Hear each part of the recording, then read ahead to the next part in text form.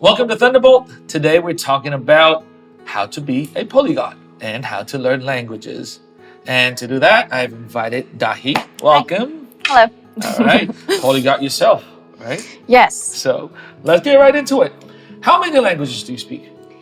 Well, I do speak 6 languages, and those are French, Arabic, Korean, Spanish. If you count Moroccan to be a language as well. I do also speak a little bit of Hebrew. Okay. Yes. Now, with Arabic, though, I know there are dialects, and some of these dialects are, it's not like dialects, they're more like different languages. Yes. So, if you count that, that's going to be even more. I know. I actually take pride in, I speak standard Arabic, but I'm fluent in all dialects. And that would be Lebanese, Syrian, Egyptian, Moroccan, Algerian, Tunisian, and all that. Wow. Okay. Now, so you speak English and Arabic, French, Yes. right? And Spanish, you said? Spanish. I mean, just by that, you cover 80% of UN official language. That is true, but it's important to note that there are very famous polyglots in the world that speak over 59 languages fluently. Wow. So I'm not even as close, but I'm trying to. How has knowing 6 languages helped you? To be honest, acquiring a second language or a third or a fourth or as many as you want 6. these Yes. days helps you connect. When I say connect, it means it helps you learn about the world. And it helps you build friendships and relationships with people from all over the world, as well as get to know different cultures. The only way to connect to a culture is by knowing the language. If you don't know the language, you won't have a complete understanding of the culture, of the heritage as well as history. The difference when you read a book written in French originally, and then you read it written in English, you notice that, oh my God, that's not the same thing. So I will take the example of one of my favorite books, which is Madame Bovary. That's a very interesting book that was written a long time ago, I believe, during the Classicism era of the French Revolution. At that time, I read the book first when I was 16 years old, I believe. And I noticed that, it's such a fun book. It's very interesting. It's a magical book that was ahead of its time. And then fast forward a few years later, I decided to read it in English. But then I didn't feel the same way I felt when I read it in French. Something was different. The magic was lost. I know. And then I tried to read it in Arabic again. I did. And it was just like, that's not it. That's completely different touch. Not that those languages mistranslated or anything, but it's just not the same. Yes, the magic is lost, as you said. Okay. All right. Well, let's talk about technology now. A lot of the technologies are developing, and they're developing fast and actually pretty well. Maybe tech could replace the need for language learning. Now, I agree to an extent. Not that I would use the word replace. I would use the word help, maybe. Help learn or acquire a new language. How? It's because, through technology, we can have applications that would help students basically have access to information online and have access to practice without teacher. And those applications are free of charge, so you don't really have to worry about the fees as well. However, it's hard to say that an AI a robot would replace replace language learning, because if you come to think about it, languages are not fixed yet. Languages keep on evolving. As humans evolve, languages evolve as well. Like, if you look at the English language, so many slangs, so many words, and so many new expressions have been added recently. And I don't think robots and AIs could keep up with that, like us humans. Right. Also, I don't think robots and AIs will be able to deliver the tones and undertones of certain expressions. They also will not be able to use idioms and kind of like hidden meaning, read between the lines. Puns Yes, true. Those are not easily replaced. Those need a human, emotional mind to be able to do that, yes. One thing that technology is forcing us to be is to really learn English in a way, because most of these technologies are built and improved and developed dominantly in the English language. And we base most of our information in English. So if there are specific literature, specific information that have been written in Korean or Arabic, Japanese, Chinese, and if those things are not properly translated or cannot be translated or has not been updated, then these knowledge may not be able to spread. 6 languages is definitely impressive. Thank you. How do you learn? How do you learn languages? Well, to be honest, it started at a very young age, and I would like to thank my mother for that. My mother is also a polyglot. Oh, okay. And I think she was very careful, especially with me, to instead of constantly give me my mother tongue language books or TV shows to watch or movies, she kind of exposed me to different languages at once. And I think that's important for the parents to know as well, that kids have higher ability to learn more vocabulary at a young age than they have when they're older. And that's because their brains work faster.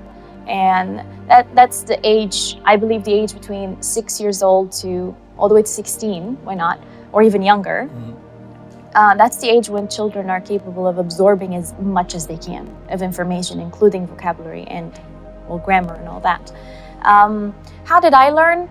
I believe at first I read many books in different languages, and the funny part was sometimes I did not understand. So I started searching. What's this word? What's that word? Why is it said this way? Why is it not said this way? So let me get this straight. So back, like when you're in early teen, you were looking at, you're reading the books in 3-4 different languages already? Yes. Wow. Okay. But by that time, I think I was already confident in certain languages that I can fully understand. But the thing is, when you learn many languages at once, you're not perfect at any of them. And that's okay. I believe at that time, that's your moment, that's your opportunity to learn more. As you read in different languages, you start to compare as well. Why is this said this way in this language? Why is it said that way in this language? And that will allow you to research more.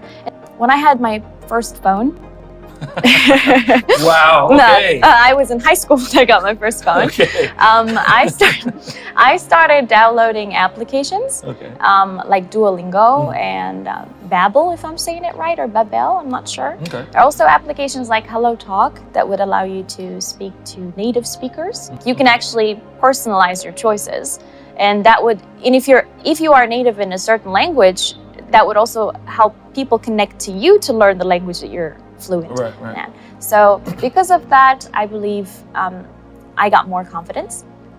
And then I noticed that, yes, I am fluent in those languages, but I never have the chance to practice it with people. And that's when I started traveling. But when I started traveling, I basically started putting myself out there, which is something that a lot of language learners are afraid of. But they fail to remember that that's the only way to get better.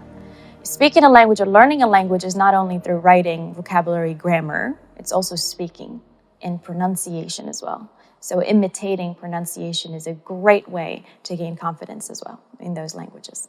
When I went to States for the first time, I was, somewhat fluent, but one mission that I gave myself was to, learn a specific phrase or a sentence structure from what I'm hearing on that day.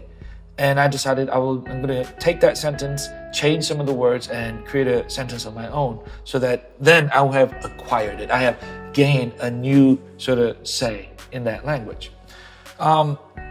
Imitating or mimicking is called. How useful is it? Or how useful has it been for you? Well, it certainly has been useful getting compliments from people. Oh my God, your pronunciation is great. And that gives you confidence. Oh, I need to speak more. I need to show more of my abilities. That's also a plus. And also, it helps you just sound a lot more charming.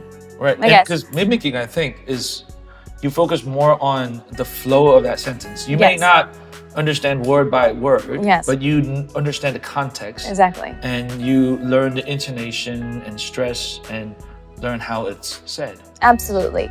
And sometimes it's hard because if I give you examples of those languages, now Arabic language has so many hard sounds, like a and kha.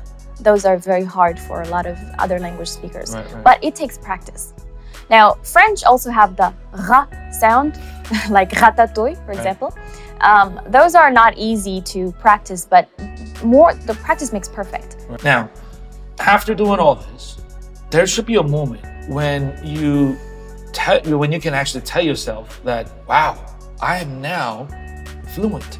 I am now able to use and speak this language in the way that I want to. How do you know when you're fluent? Very interesting question, actually. I think that the first time I realized that I'm fluent in these languages is when I was able to read books in those languages, not necessarily understand word by word, but understand the meaning from the context. Because I have enough basic to be able to kind of fully understand what is the writer trying to say.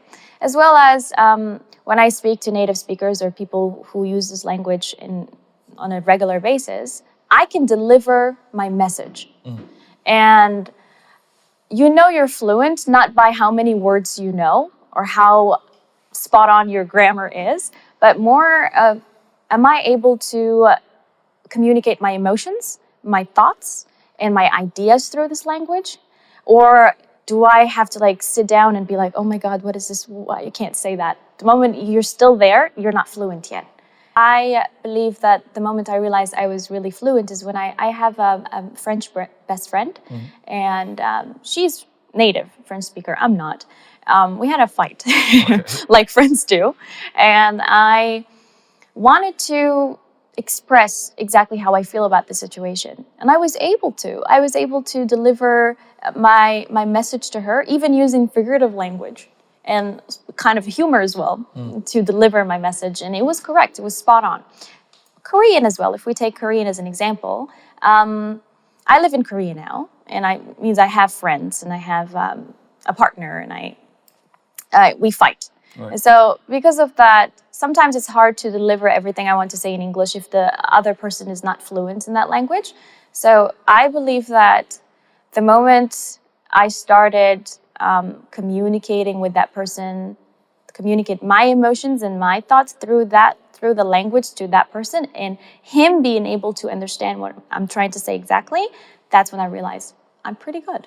So one thing I guess both you and I may agree is this: we consider ourselves bi or polylingual, not because of some test scores or some schooling, but because of our confidence and because of our understanding and because of our ability to deliver our feelings and emotions and connect with people, that sort of thing, right? Yes, Good. I agree. Now, my last and final question is this. Now, you are here as a teacher, so you had noticed how Korean students are learning English, and some work, some doesn't, some don't. So how can, in your opinion, Korean students learn English well? To see if I can answer this question perfectly, I might have just solved the entire educational system issues, right? But I will try my best to put it in bullet points. Sure. First of all, I think that the lack of exposure to the language, if we just limit our children to school learning only, that's not as beneficial as we might think. And why I'm saying this is because children, a lot of them feel forced to learn English. And I had this conversation with our students, 16 years old students, where they just feel like they have to go to academies and they have to learn the language because if they don't, they can't pass.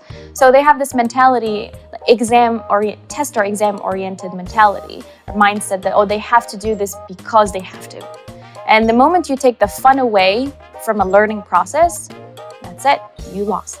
So I think that our students should find fun in learning languages, whether it's through watching movies, if that's what they like, listen to music, if that's what they like. I have many friends who are based in different countries, but are fluent in Korean just because they listen to K-pop.